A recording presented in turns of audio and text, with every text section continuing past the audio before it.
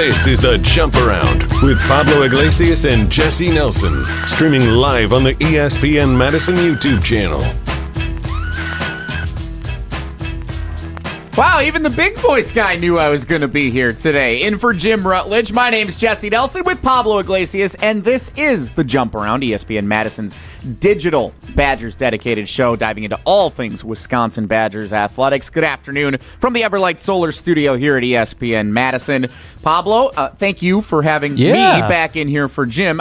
Is he usually as negative about Wisconsin sports as he is on Jim, Matt, and Molly in the afternoons when he does this show with you guys? We've had some spirited debates. We've had some good back and forth. So I'm excited to see, because I know that we did, actually, my first episode on The Jump Around, it was you and I. Yeah, that's true. A while back. Yeah. I'm excited to see what these vibes bring. We're gonna. I'm sure we're still gonna have some fun. We'll have a lot of back and forth. I know we both bring some high energy.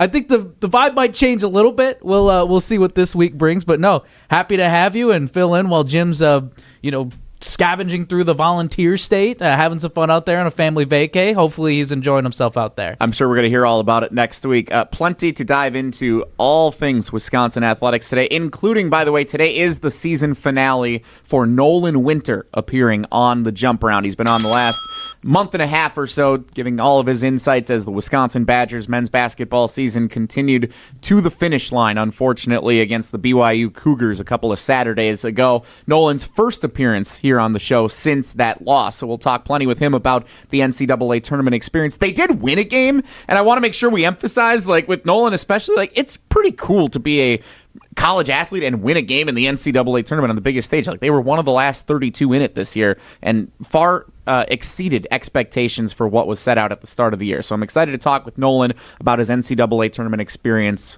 We will dive into, I'm sure, what the emotions were following that loss as well. But the script flips so fast, Pablo, in the world of college sports. We have not even reached the Final Four or the national championship game yet this weekend with all the number one seeds. And we're already in the middle of transfer portal season. I mean, heck, even Maryland last week was dealing with it as they were getting ready for an NCAA tournament game on the second weekend. Big news for the transfer portal this week in the world of Wisconsin athletics. It definitely starts with the sensational, highly touted freshman coming in, Daniel Freitag. He enters the transfer portal. Pablo, your thoughts when you saw the highly touted recruit coming into the season, didn't get as much playing time as he expected, and he enters the portal. Not disappointed in him by any means. Obviously, you have to understand that this is a decision that you got to look out for yourself, I guess, in a way. You got to know what's right for you. I'm more disappointed because of just what he came in, how highly touted he was. He was the number 3 player out of Minnesota. He was one of the top guards, I believe, across this class. He was the top recruit in this recruiting class for Wisconsin, and I don't know if it was just things didn't budge the right way for him. He wasn't developing as Greg Gard and company had hoped that he would. Perhaps maybe it's also that Jack Janicki flashed a little bit more, because let's look at this too, because of the guys that are leaving. Just from a grad side, you're losing John Tonje, Stephen Crowell, Kamari McGee, Max Klesmet, Carter Gilmore, and Marcus Silver. Looking more so from Freitag, it's, hey, there might be a starting point guard role, that hybrid. We don't know exactly what John Blackwell's going to be. Is he going to be the 1 or the 2 or a hybrid? But I really thought that this was an opportunity for Daniel Freitag to shine. I loved the energy. I remember talking to him at Media Day. He probably had the biggest smile on his face out of anybody. He was so excited to be in that room. And like I said, I'm not disappointed by any means in terms of his decision, but just disappointed because I felt like that he could have been so much fun for the future. And it just felt like I don't know exactly what the practice and what the prep looks like behind the scenes, but I was just hoping that he was part of this next wave. He could continue this momentum for this young Wisconsin team. It is a bummer. It is the state of college athletics, though, and you only appear in 14 games in your freshman year, and you think that you have an ability to showcase your talents and develop by seeing more time on the floor in a different system. You're going to look for that opportunity come season's end, and I think that's what happened with Daniel Freitag. He probably came to Wisconsin thinking what many of us thought entering this season, that this was going to be a bit of a rebuilding type season for the Wisconsin Badgers, maybe an NCAA tournament team, maybe not. Not that they would be contending for a Big Ten title or that they would be a 3 seed in the NCAA tournament, and I'm sure he expected to see more playing time this year. I saw a couple of comments from Greg Gard all the way back in September when he was first talking about him maturing as a freshman Wisconsin player. And that's the type of thing that doesn't happen in college sports these days. You don't have opportunities to mature and grow in a system. A lot of times the major schools like Wisconsin are now, their recruiting is going to be finding players in the transfer portal who have had opportunities to play for the first year or two of their career elsewhere, or maybe even more than that in the case of John Tonje as a great example. So it's a bummer because of how highly touted he was coming in. There was a lot of excitement, a lot of buzz on social media and other places about his dedication to coming to the University of Wisconsin when he first committed, and it just isn't going to end up working out long term. This will not be the last. This is not the first in any sport that this is going to be the case for a Wisconsin Badgers athlete. That's just college sports in 2025. So I wish Daniel Freitag all the best, and I hope he finds an opportunity that will help him achieve what he hopes to set out for in his professional basketball career. This is a quote, too, that I just came across when Greg Gard was asked, I believe in late December, if Freitag was going to break into whether it was a rotational piece or because when Chucky Hepburn had transferred, Greg Gard apparently did call Daniel Freitag and say, hey, get ready, pretty much preparing him, not saying that he was going to be the starter, but saying like, we don't know what things are going to look like. So there could be, a little bit of like you never know. Hey, just get ready, be ready for any situation. And when he was asked in late December about what Freitag's role looks like, here's the quote. He's not ready to help us at this point in time. He's working, he's getting better, and I think he is going to have a bright future here, but there are so many guys in front of him who are more consistent day in and day out in all facets. So it just, again, I guess the disappointment, because I don't know exactly where this lies, because, again, I wanted the best for him. You wanted the best for him from what I'm hearing too. Do. Yeah. And we all do. I just wish it was here.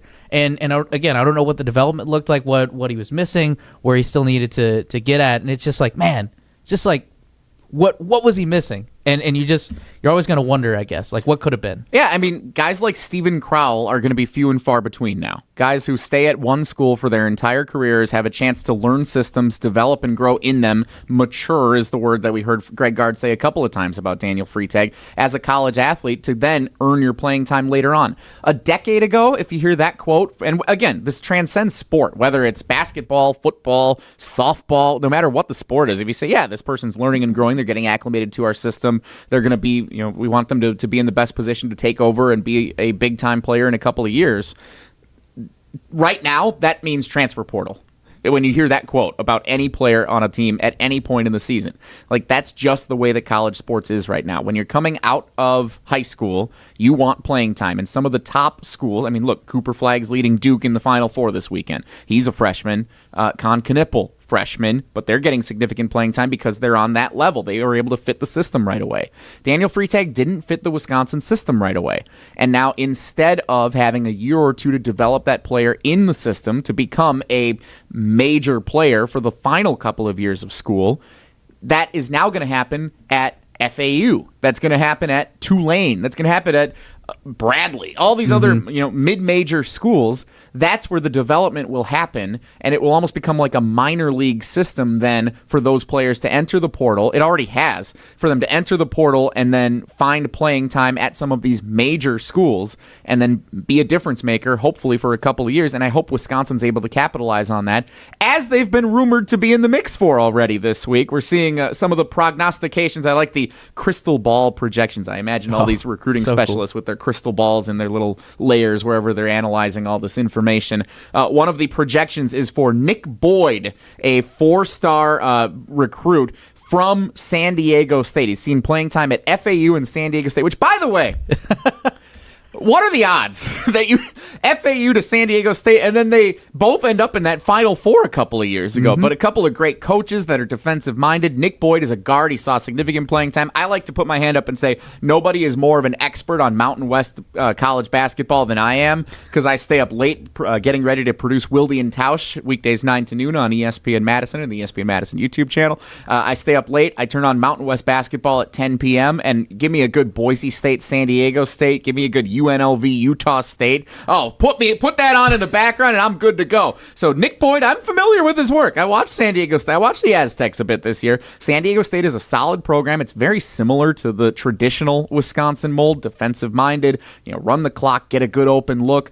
I'm excited if this is going to be a player who could come into Wisconsin with this crystal ball projection in the transfer portal. Could be a great fit, and we've seen Wisconsin have success with Mountain West guys. John Tonje from Colorado State.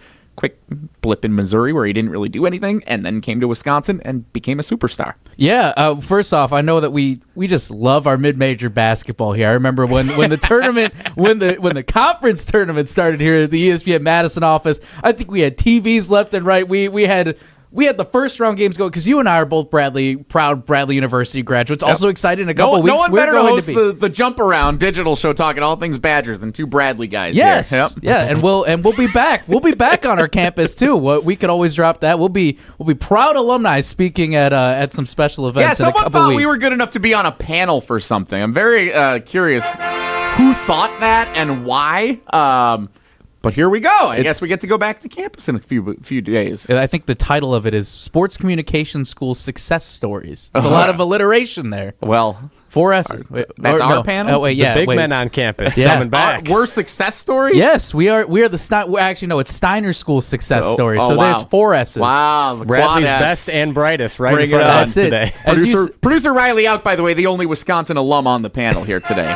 Thank you, Riley. Jump around. great Talking all stuff. things Badgers. On Whisk. And it going on to this Nick Boyd thing though, it's Jim and I have talked about this before, where maybe this is the flip flop of it, where this is how Wisconsin succeeds in this system. They look at guys all over the place. It's not just about you want that stellar freshman in your class that can make this big type of impact. Your Con Knipples and your Cooper Flags, but maybe it is about expanding a little bit. We saw how much of a success story John Tonje was this season, and perhaps this could be Wisconsin's way of cracking the code, getting guys who are seasoned a little bit, getting guys who are established leaders, because again, we won't see a team, I don't know if, I can't even say in general, will we see a college basketball team that's going to be this senior heavy down the road? I don't know, but at least from a transfer standpoint, maybe you could get a guy who has his last year of eligibility, 4th, 5th, 6th year even. I don't know how often 6 years are going to come across, but you get what I'm saying. With the COVID years officially, that eligibility being up now, I would imagine. Right. Not as many 6. There will be a couple. How many years do we have now? I was trying to do the math a while ago. I'm like, are we still in that COVID year window? The senior class this year was the last one. They were freshmen the COVID year that essentially didn't count for college eligibility. A 4-year senior. We're not talking about redshirt senior. We're not talking about Tonje was a 5th-year senior. Or I thought he was a 6th. I'm sorry. He was a 6th-year player. It was his 5th year because of the COVID season. Yes. So now it'll only be injury redshirt type years. So that'll be the only way that comes into play. Redshirt and injury redshirt. Yeah, it's but Nick Boyd, I think he does bring a lot from looking at his stats here. 6'3", 175, averaged just over 13 points a game. Again, maybe there's we've been hearing this phrase all over the place, sleeping giants, left and right. But perhaps, again, this could be Wisconsin's way of cracking that code in the transfer portal and bringing in a guy who can offer that electricity, can shine on the big stage no matter what conference they're coming from. And I don't think it's specific to Wisconsin. I think this is going to be the model for most major Division I programs now. If you're in the Big Ten, the ACC, the Big 12, the SEC, maybe even the Big East, what you're going to be looking to do to build your roster moving forward is getting players who have 1 or 2 years starting experience from the transfer portal from mid-major schools. That's just how it's going to work. People that shine in the NCAA tournament, just it's amazing to me how coaches like the UC San Diego head coach, I don't even remember his name, he leads UC San Diego. They're in a close game Thursday night, leading Michigan, I think, at one point late in the game, where they were right in it with them. They end up losing the game. By Sunday or Monday, he's got a new job and he's assembling a staff at New Mexico. It's that fast. It happens almost overnight. You do well in the tournament, even if you don't win your game, you're on to the next thing. That's the way that the model is going to have to be to continue to build rosters. So what you said about seniors, I think there actually will be a lot of seniors featured on some of these major program rosters. They just won't be 4th or 5th year seniors from those respective schools. It won't be the seniors who they recruited. It'll be the seniors that they have acquired via the transfer portal after getting some experience at some of these other schools, potentially Nick Boyd will be. It was funny, too. I saw a graphic on social media of Sweet 16 teams and their starting 5 and all the teams that they played on last season, and it's there's only there were only a handful. I think Duke was, because most of them are freshmen, if not all, like pretty much. I think they're starting 5, and then Purdue's starting 5 across the board. Purdue was good. Yep. Purdue was just from start to finish, and then it's just like everybody from different schools. We saw like who was on the St. Peter's run and everything. So it is an interesting time to see like where everybody's going in college basketball and just the time that we're in. We'll talk plenty more college hoops coming up. Nolan Winter scheduled to appear at the top of the hour, 1 o'clock here on the Jump Around, ESPN Madison's weekly digital Badgers dedicated show. Jesse Nelson in for Jim Rutledge this week, along with Pablo Iglesias. Plenty more to talk about on the Badgers front. So let's move on from Badger men's basketball for a moment in the transfer portal there. Spring football, we'll talk about in a second. I want to talk about the little rivalry going on here between Wisconsin and Minnesota, because it definitely percolated a little bit this week. With I like that. Percolate. Have you heard of Gavin Meyer? Gavin Meyer, 3-star offensive line recruit, has committed to the University of Minnesota rather than the University of Wisconsin. Reading an article from Jesse Temple of The Athletic, and I believe Riley's going to show us what this looks like here coming up on the screen. But I'm going to read to you a little excerpt from this article, Pablo, and then neither of us went to Wisconsin, but we know all about the Wisconsin-Minnesota rivalry. I grew up in it. Like, we're going to talk about this here. Quote, but the truth is, Meyer's decision had to do with what he believes Wisconsin isn't right now. Quote, I don't like talking bad about other schools, but I also have to keep in mind that this isn't the same Wisconsin they used to be. Like, this isn't the Barry Alvarez Wisconsin. I don't like throwing shade at anybody because Wisconsin is still a great program. But Minnesota, they've proven to be good. The past 3 out of 4 years, they've beaten Wisconsin. Wisconsin, one more losing season, and it's kind of uncertain. I get Coach Fickell is signed, but anything can happen. Whew. Gavin Meyer choosing Minnesota over Wisconsin, and not really holding back a whole lot in his reasoning for why he chose to go that direction. That's some heat coming in. It's big time heat. You hear that, Pablo? And as a Badgers fan, someone who's been around the program, covered it the last several years, what do you make of what Gavin Meyer says as a recruit choosing Minnesota? This, in a way, actually doesn't surprise. This isn't a surprise to me because I go back to when last football season had ended and Jesse Temple of The Athletic writing a few different exit interviews articles, and the one that stuck out to me, Hunter Vaughn over here in the ESPN Madison office as well, we were reading these articles, and the quote that stuck out to me, and Kurt Niels, to paraphrase it actually a little bit more, was that it was talking about you're asked to buy into this culture, you're asked to buy in, but what are you buying into? You know, when you're being told buy into this, buy into that, but you don't know what you're buying into, how can you be a part of that process? And I think that was eye-popping to us. That was eye-popping when I had read that, because again, it's just like this just adds on to it again. Like, again, I don't know if I can say that I'm shocked or where I'm at right now, but it just makes me even more worried, because it's like, what the heck is happening right now? Well, I think it's accurate. I think there's a lot of facts here that Gavin Meyer outlines. Yes, Wisconsin had a losing season last year. Minnesota did not. Minnesota went to a bowl game. Wisconsin did not. Minnesota's beaten Wisconsin 3 out of 4 years. It sucks as a Badgers fan and as someone who loves this program. It stinks that that's the case of where this rivalry's at the last couple of years, because since I was born, Wisconsin's dominated the football rivalry with Minnesota. That's not the case the last half decade now. So Wisconsin, that is, when we're setting expectations now for what we want Luke Fickell's goals to be next year. Last year we said we wanted a significant milestone type victory, a signature win to hang your hat on to say, moving forward, this is what Wisconsin football can be. I think right now, the new goal that I'm going to set, at least for right now, for the coming Wisconsin football season, get bowl eligible, beat Minnesota. That's the line that I'm putting it at for Wisconsin football right now, because that is, if you can't even win that rivalry and you're losing guys like Gavin Meyer, who could be great additions to the Badger football program, to Minnesota, like, that's not something that Wisconsin has had to worry about in my lifetime. Like, if you lose a guy to Minnesota, you're like, all right, that's fine. We got more. We can figure it out. Like, it's not the end of the world. Now we're losing someone significantly recruited to Minnesota instead of coming here. Like, that's a problem, and I'm sure it's going to be addressed. But that's what worries me the most, and it's where I would set the new expectation for Wisconsin football this year. Bowl eligibility, beat the Gophers. It is concerning because I don't even know if we've really mentioned this. This is a Janesville Parker, Just down the Wisconsin road. kid. Yeah. 6'6", 295.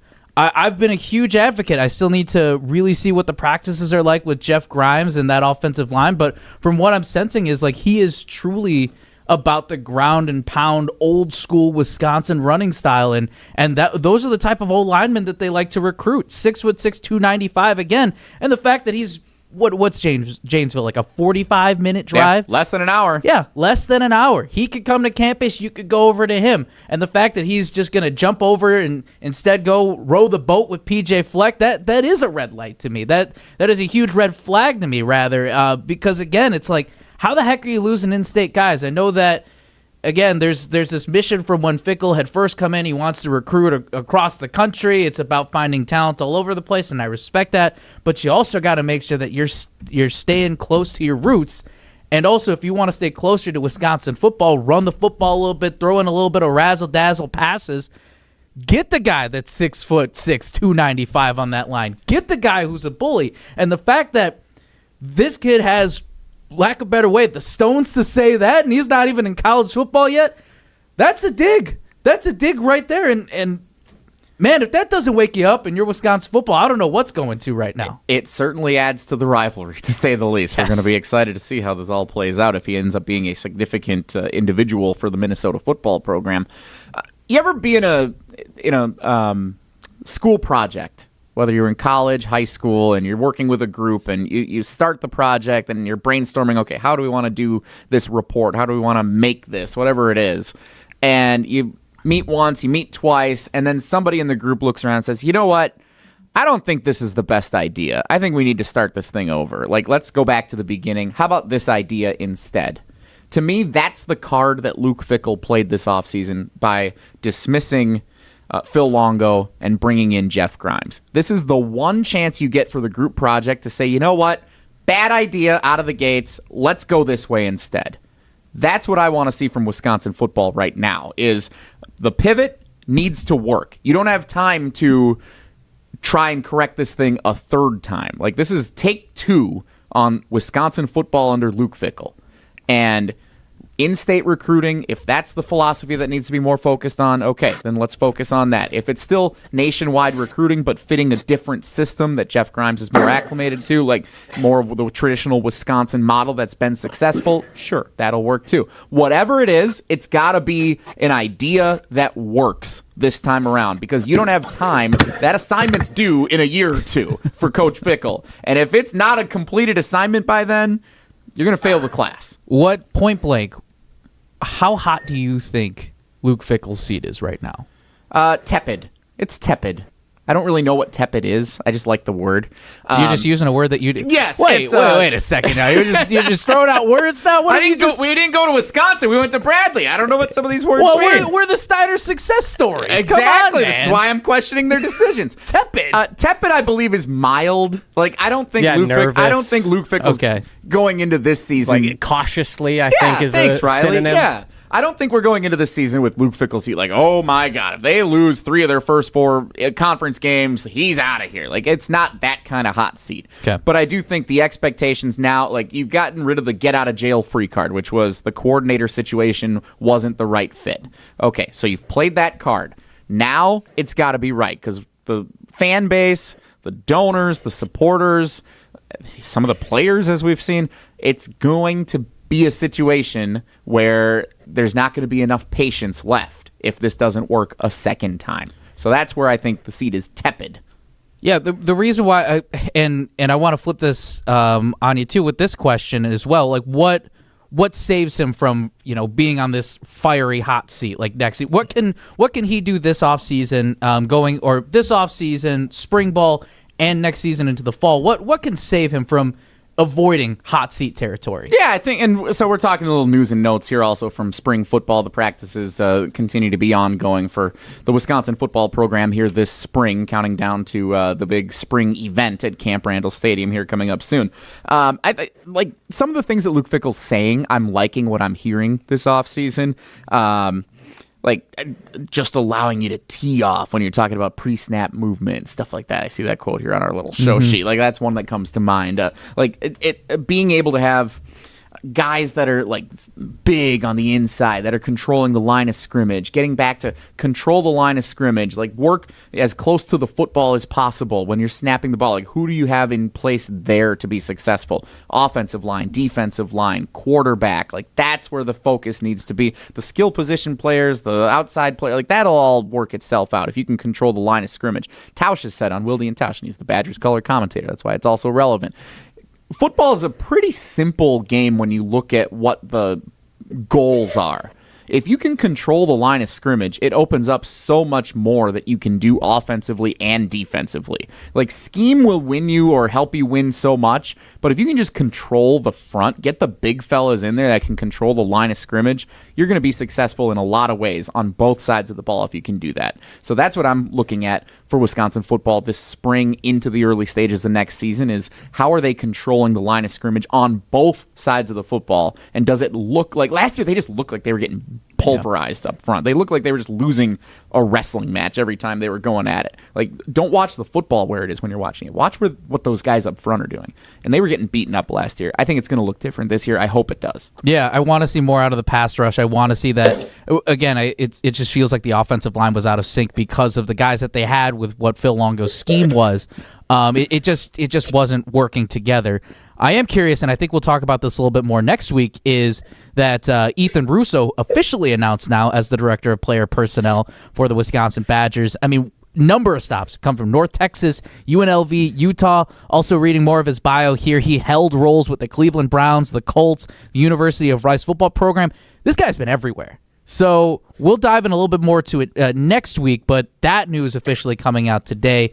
Very excited to, again, as I start to understand really what these inner workings of college football are. I never knew until we really started to dive into it on this part or on this show of general managers, director of player personnel. Like, it's just more than just a recruiting department in college football. It's expanding, it's growing, and excited to see exactly what is it that Russo's going to bring to this table. It's the new college sports. You have general managers, and some of these positions have existed, but they've certainly evolved in the NIL transfer portal eras here over the last couple of years, and it'll be fun to see if Wisconsin's on the cutting edge of how some of that will continue to evolve, and I think it's important that they try to recognize how to best do that and be in a position to be leaders around the country, not just figuring it out with everyone else. Can they be leaders in how to best set up the program for success? I think Luke Fickell has the right vision.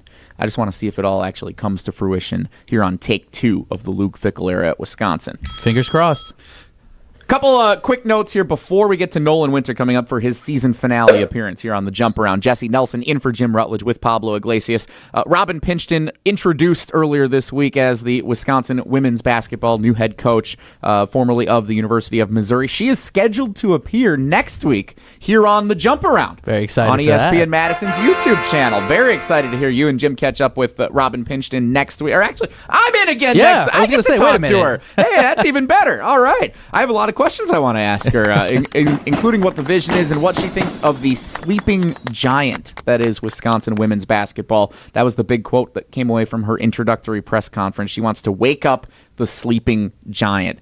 I don't care what program you're taking over. You say something like that, it gets me excited, it gets me invigorated, and it makes me believe that she may be the person that can help turn this thing around and find a level of success the program has not been able to find for a couple of decades. I got one thing, my one wish. It might be a little far-fetched, but why not go for it? Send Sarah William the house.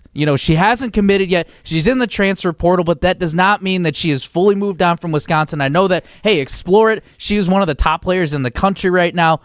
But why not? Why not see just give her the call, go to her. Whatever you want to do, send the blitz.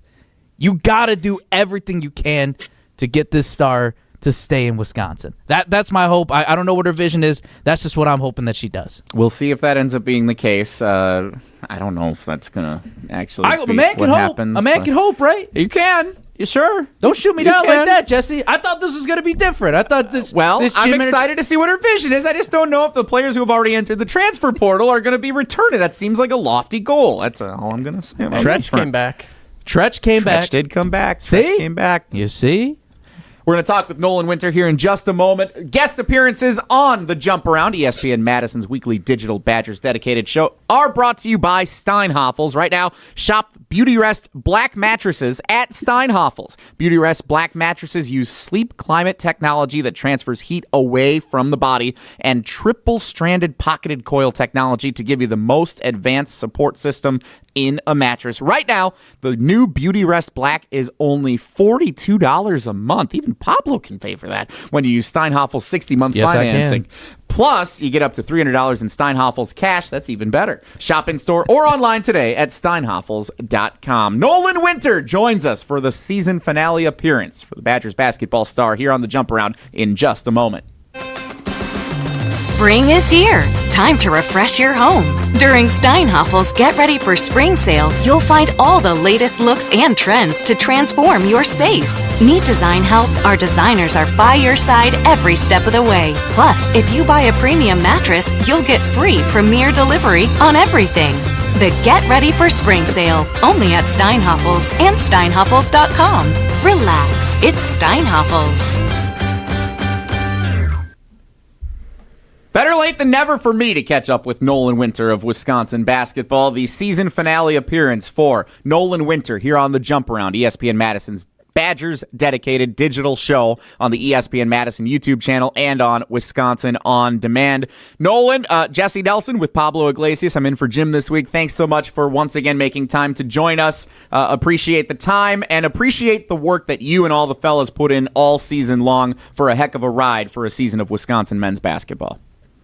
Of course. Thank you guys for having me once again and throughout this whole kind of year and whatever. It's been great catching up with you guys and kind of giving you a little more inside information of what goes on within our team. So it's been great. Thank you, guys. Couple more questions to ask you here as we wrap up the season. So before we get into obviously how things ended, you did win an NCAA tournament game in pretty dominant fashion against Montana. For somebody like you, that was your first NCAA tournament victory, correct?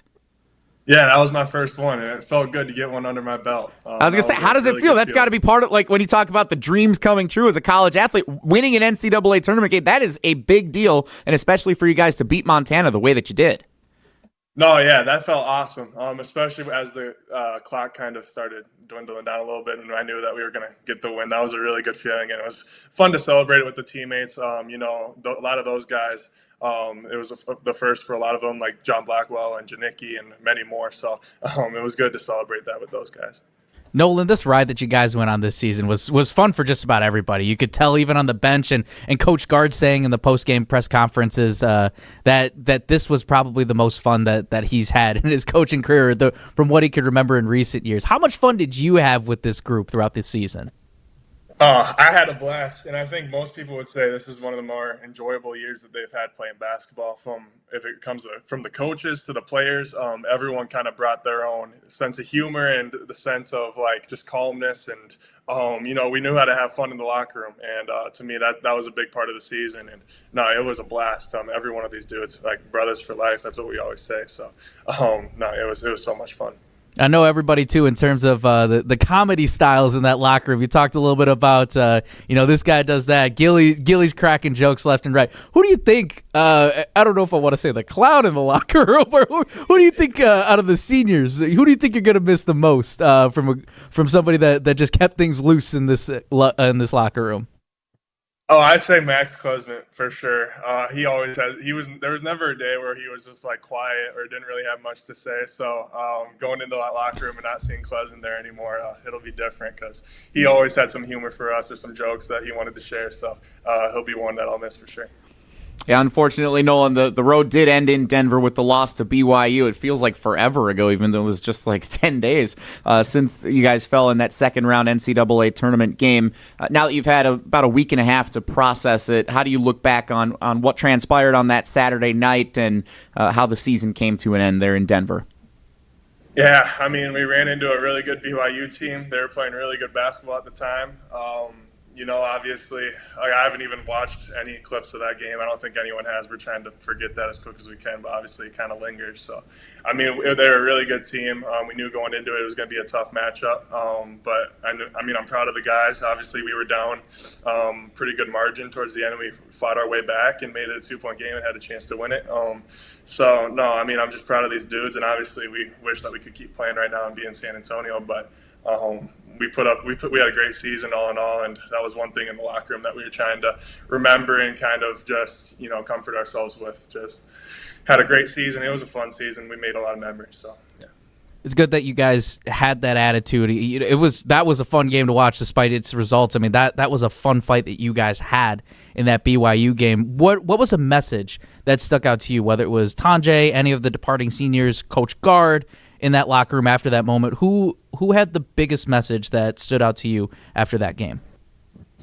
Man, honestly, it was a Coach Guard that had came in the locker room and really just thanked the seniors individually, one by one, and that, like, just hearing that and how much he really does appreciate us. We knew Coach Guard and how much love he shares for all of us, and to hear him kind of get personal with each one of us, it was awesome to hear. And it was there wasn't a dry eye in the room, whether that was the loss or we're gonna miss everyone. The biggest message was from Coach Guard and just the love that he shows us, and it's something I'm gonna hold on to for a while. Well, now it's your time and a few of your teammates really to truly shine. When it comes to that baton passing, now it's up to you guys. How motivated are you to take that next step, become an even bigger leader for this group?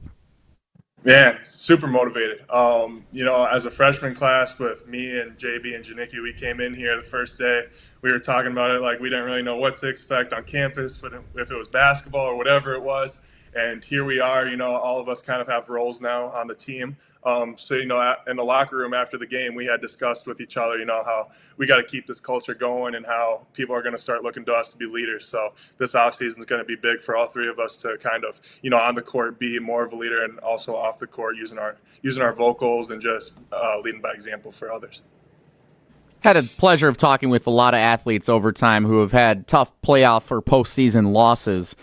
Many of them say they don't watch the remainder of the postseason after those losses. Are you watching the Final Four? Did you watch the Elite Eight at all last weekend? Are you still dialed in, or are you just focused on yourself and the team looking ahead? I watched the Big Ten teams. I'd keep track with those, but other than that, I didn't watch any Sweet 16 games. I'll probably watch these Final Four games because it's been a while and they'll be good games. But I was keeping tabs with Maryland and Purdue and those guys. But other than that, I don't think much of the team was really watching now.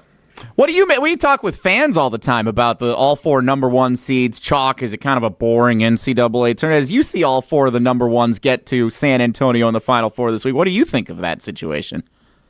I think it's pretty cool, and I think we're in for a really good Final Four with 4 1 seeds. I know it's kind of fun to have a Cinderella or a lower seed or something like that, but I think it'll be a great Final Four to watch, and I'm looking forward to it. It should be entertaining. Nolan, now too off season. I know you're watching these games, but also get to enjoy yourself a little bit this off season. What is there some pleasure time too? But are you like getting ready to start working out? Where's that balance right now between enjoying the off season and getting back to work? Yeah, right now, well, we were off last week, so me and some of the teammates went down to Florida for a little bit, and we had some fun there. And then now we're back in Madison. We got this week off, so we're just kind of enjoying it, and then we're going to get back to lifting and some individual workouts. So we got that coming our way. But no, when that starts taking place, it's going to be golfing season here soon, so we're going to get out on the links and do that as much as we can. Maybe go fishing a little bit. Who knows? Get out on the lakes. But just try to enjoy this off season as much as we can. I think Pablo is going to be fishing for an invite to hit you guys up if you need a fourth at any point here. Yeah. Let me know. What's your specialty, man? Are you a power driver? Are you finesse with the pitching wedge? Are you a putting master? What's your specialty, Nolan? Don't say all three because that's a lie. That's a lie if it's all three. I'm a good golf cart teammate. They're bringing good vibes. I'm good for maybe one good drive or something, get one out there. But no, I'm there. I'll be there, bringing good vibes, have some fun with you. That's you good on the speaker? You playing the music yes. while everybody's cruising around? There you go. I'll get the yardages and I'll play the music. I love it. Good. Okay, so all right. So I gotta ask then. What we've talked about music. We talked about a lot of like different pop culture stuff. What is the soundtrack that you're playing? I know you're a country guy. Like for me, if I'm teeing off, I'm always doing "Georgia on My Mind" by Ray Charles. It reminds me of the Masters. Makes me feel good, and I'm like, I feel like I'm Tiger all of a sudden. And I do not play like Tiger by any means. Otherwise, I don't know. I wouldn't be here. But anyway, what's the first song? First tee. You and the boys are ready to go. What are you queuing up? Oh man. Well, Quez had this walk-up song. It was like a trumpet song, and he actually almost hit a hole-in-one. It was almost crazy. But no, it'd be a country song, always, or it'd be like some Rolling Stones or the Beatles or something like that. So it'd be one of those three, artists or genres. And if I'm on music, they're gonna have to deal with what I'm putting up with. I don't really care what they think. I'm gonna have a good time out there. So, yeah. I think there's a Spotify playlist my friend found a couple of years ago called Golf Cart Classics. A lot of Hall & Oates in there. It's like dad yacht rock. Yeah, it's kind of like yacht rock, dad rock. It's the right vibe though when we're out on the links, I'd say. I like it. Yeah, I got to tap into that. Nolan Winter joining us on the Jump around here. ESPN Madison's digital Badgers dedicated show season finale with Nolan Winter here. So obviously you're getting into the off season. You just talked about the program coming up and everything. How much do you try to be away from basketball for a period of time versus how much do you want to dive right back in, knowing how the season came to an end and that there's work to be done as you get looking ahead to next year? Yeah, I mean, we took last week off and we got this week off, but I'm kind of getting that itch again, and I think we all are, that we're ready to go back out there, and we got a lot of work to do. We know all of us individually need to get a lot better, so we can't take too much time off. We got to get better in a lot of areas, and we got to get lifting again and get a lot stronger. So, we got our weeks off, and I think we're all ready to go and get back to the court. It is transfer portal season. You may have noticed a lot of players transferring around college basketball.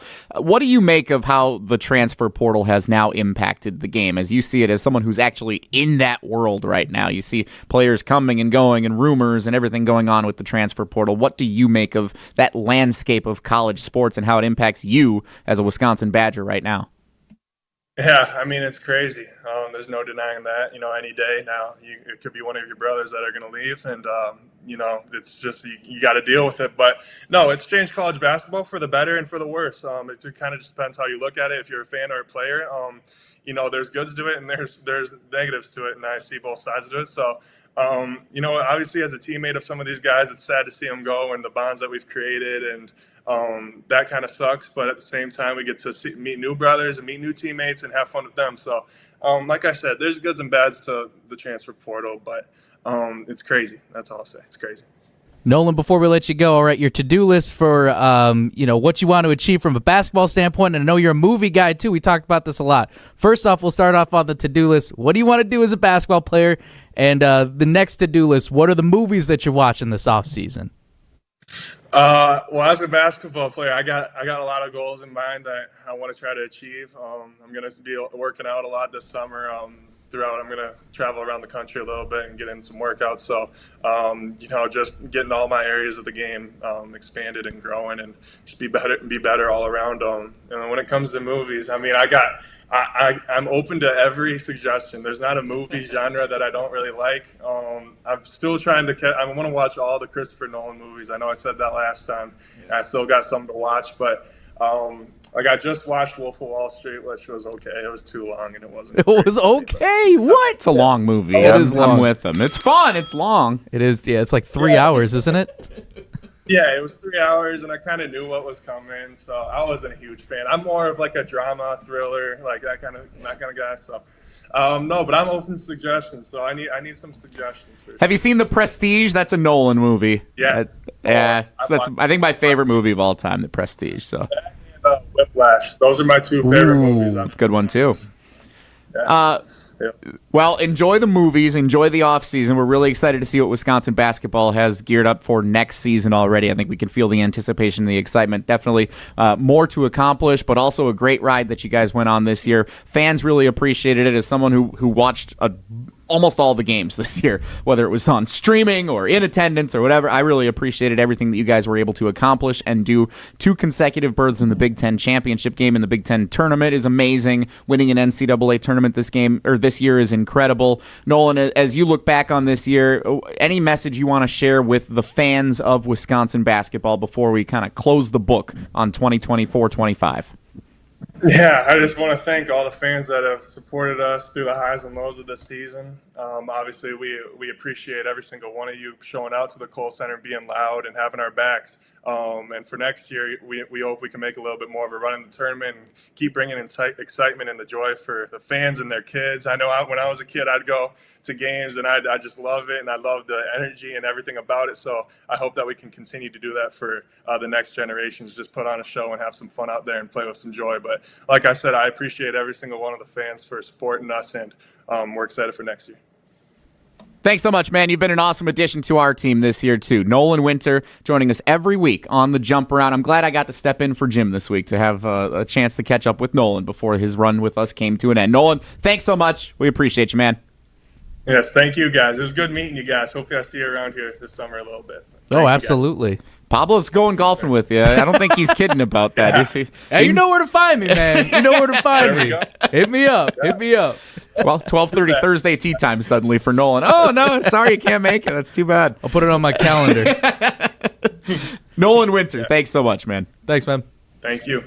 Nolan Winter joins us every week here on the Jump Around here on the ESPN Madison YouTube channel. That was my first chance I've actually been able to catch up with Nolan here, stepping in for Jim this week. Great guy. Really appreciate the chance to get to know him. And I know, Pablo, you and Jim have had quite an amazing experience over the last several weeks having Nolan and the insights that he's able to provide on what was a really fun basketball season for Wisconsin. Yeah, loved all, just truly genuine. Love the fact that he pulled back the curtain. He was fun and just was able to just be himself with us too. I should have asked him in this one, are you watching the Christopher Nolan movies because there's Nolan in there? I mean, I doubt that was the reason. I know he's a big movie buff. I should have asked him, and I don't know why I didn't. I feel like I didn't think about it until that moment. I'm like, there's some correlation here. Why all the Christopher Nolan movies? Great director.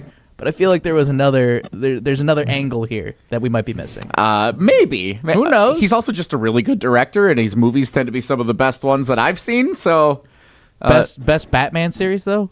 Pop quiz, yes or no? Yes, although the new Batman, it was pretty good. It's a little dark. It's more like literally too. It's like hard to see in the theater, but also it's like, more of the like serial killer detective kind of movie than it was. But that's who Batman is. That's who Bruce Wayne is. Back to the other comics. I know that's what everybody's all big on with the Batman series. So the Robert Pattinson series, this could end up being better than Christopher Nolan's Batman. It's got to be Batman. Hey, it's way better than Ben Affleck's. Like Colin Farrell in here too with the Penguin and everything, and we have a villain reveal that might be 2 movies down the road. This is setting up the road for success.